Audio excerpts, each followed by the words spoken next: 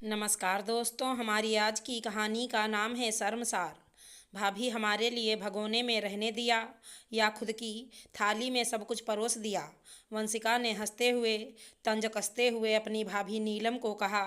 नीलम ने बिना कुछ कहे सर नीचा करके खाने का प्रयास कर रही थी कि पीछे से सरिता जी ने आकर कहा, बहू इतना थाली भर भर कर खाएगी तो मेरा बेटा तो जल्दी ही दिवालिया हो जाएगा, थोड़ा कम खाया करो। नीलम ने बिना खाए ही थाली और अन्न देवता को प्रणाम कर पानी पीकर थाली को ढक दिया। 2 साल हुए हैं नीलम की शादी को, पर सास सरिता जी और ननद वंशिका आए दिन नीलम के खाने पर तंज कसकर उसे शर्मसार करने में कभी चूकते नहीं हैं। नीलम अपने संस्कार की वजह से चुप रह जाती है, पर अब तो उसके पेट में एक नया जीव पल रहा है। तो आए दिन ऐसा होने पर उस नवजीव जो अभी पैदा नहीं हुआ उस पर भी असर पड़ेगा। रात को वापस जब नीलम थाली परोस कर खाने को बैठी तो वंशिका ने हंसते हुए कहा, भाभी हम सब ने खा लिया है, जितना खाना हो खा लेना। सब कुछ पूरा का पूरा खाना होता है उसे, इसलिए तो लास्ट में बैठती है खाने को। कभी आग्रह करके नहीं खिलाती हैं, कहीं खुद को कम ना पड़ जाए ऐसा सोचकर। भाई हमें तो कभी ऐसा ना रहा खाने का लालच।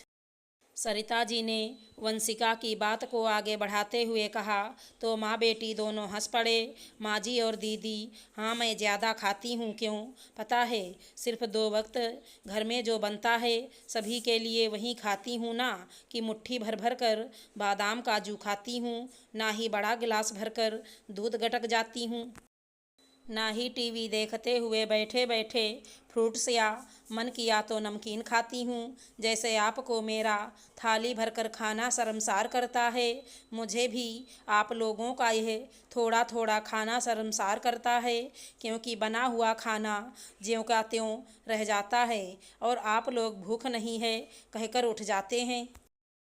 परंतु मुझे अन्न देवता को फेंकना मंजूर नहीं, इसलिए बचा खुचा सब खा जाती हूँ। दूसरी बात, मेरे इतना खाने से आपका बेटा दिवालिया हो सकता है, तो सोचो कि बादाम काजू से आपके बेटे का क्या हाल होगा। मैं घर का पूरा काम अकेले करती हूँ और अभी तो मेरे पेट में एक नया जीव पनप रहा है, तो मुझे ज़्यादा ज़रूरत है सब खाने की। मैं आपके खाने पर उंगली नहीं उठाती हूँ, तो आप मेरे खाने पर उंगली उठाकर मुझे शर्मसार क्यों करते हैं। एक बात और माँ जी, अपने ही घर में रोज़ सुबह शाम के खाने में आग्रह क्यों करना। आप और दीदी तो खुद लेकर खा सकते हैं, इसमें आग्रह की बात कहाँ से आई। मेरे आने से पहले भी तो आप सब लोग खाते ही थे ना। आंखों में आंसू लिए नीलम ने कहा। नीलम की बात सुनकर दोनों माँ बेटी का मुंह देखने लायक हो गया। जतिन ने नीलम के आंसुओं को पोंछते हुए कहा, यह तुम्हारा घर भी है, जो जितना मर्जी चाहे उतना खाओ, कोई किसी के खाने पर उंगली नहीं उठाएगा। माँ, आप और दीदी, नीलम के आने के बाद आप लोगों ने काम करना बिल्कुल छोड़ दिया है।